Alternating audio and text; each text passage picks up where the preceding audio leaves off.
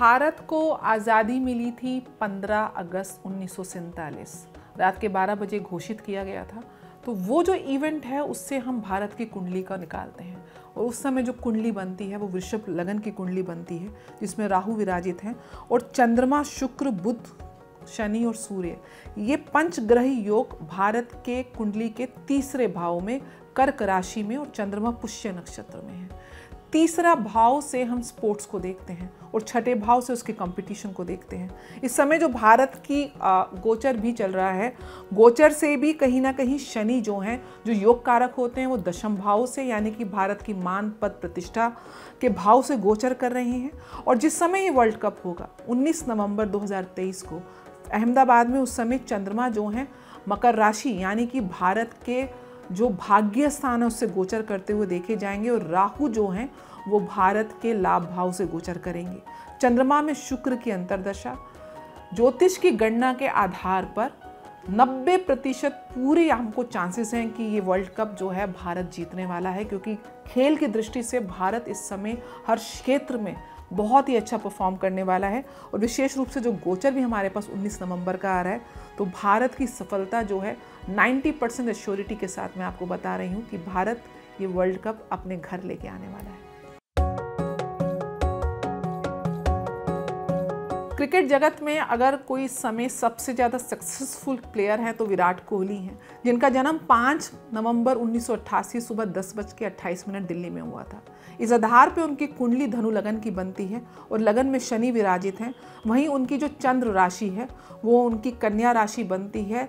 दशम भाव में चंद्रमा और शुक्र की युति है और राहु जो हैं जिनकी उनकी महादशा चल रही है वो उनके तृतीय भाव, जहाँ पे आपकी एक तरीके से फाइटिंग स्पिरिट देखी जाती है और खेलकूद का भी यही भाव होता है।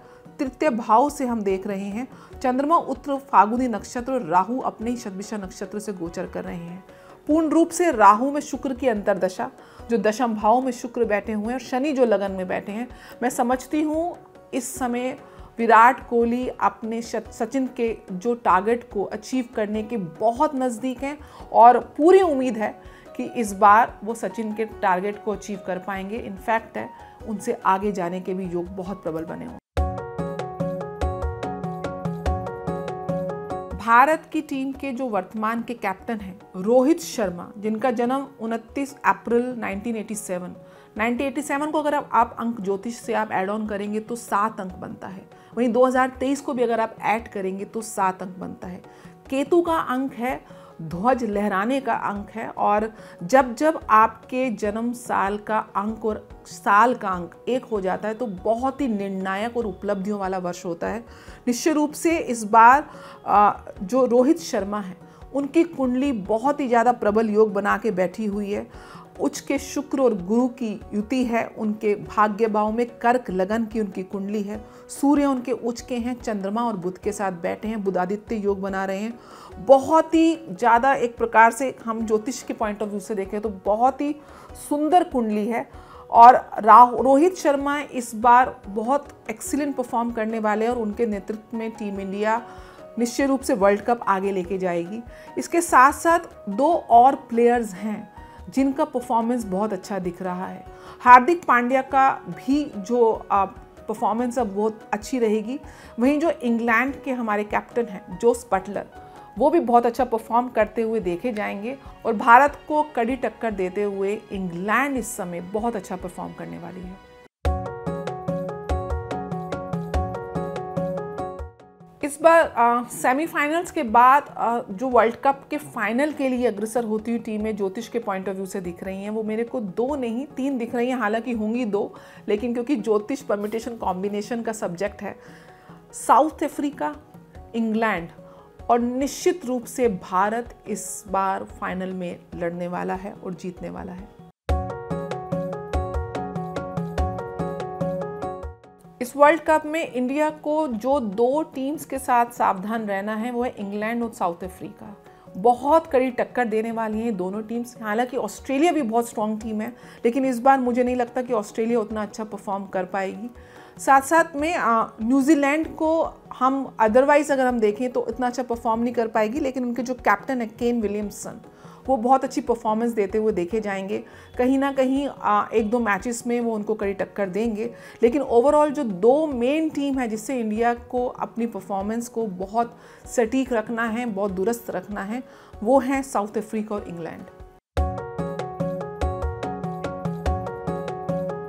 किसी भी पुरुष के जीवन में पत्नी को लक्ष्मी का कारक माना जाता है, भाग्य का कारक माना जाता है। और आप देखेंगे कि बहुत से पुरुष जब विवाह करते हैं उसके बाद उनकी किस्मत एक तरीके से चमक जाती है। तो निश्चित रूप से पत्नी कोई भी हो, आपके भाग्य में आपका साथ देती हैं और भाग्य को बढ़ाती हैं।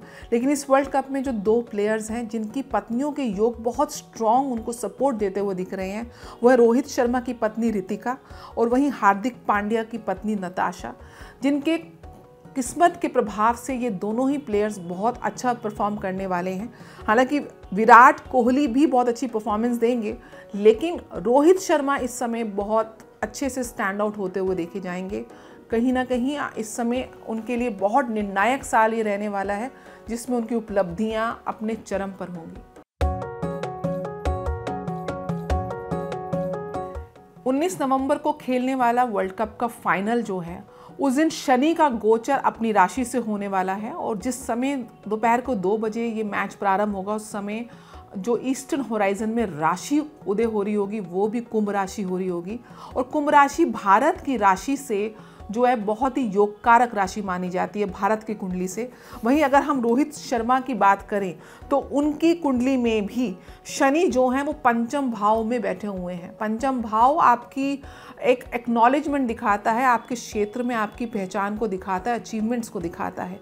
वहीं जिस समय ये गोचर हो रहा होगा 19 नवंबर को राहु दूसरे भाव में होंगे।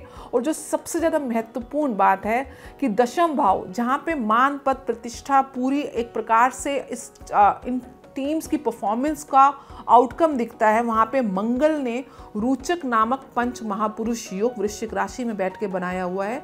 सूर्य और बुध का आदित्य योग भी दशम भाव में बन रहा है।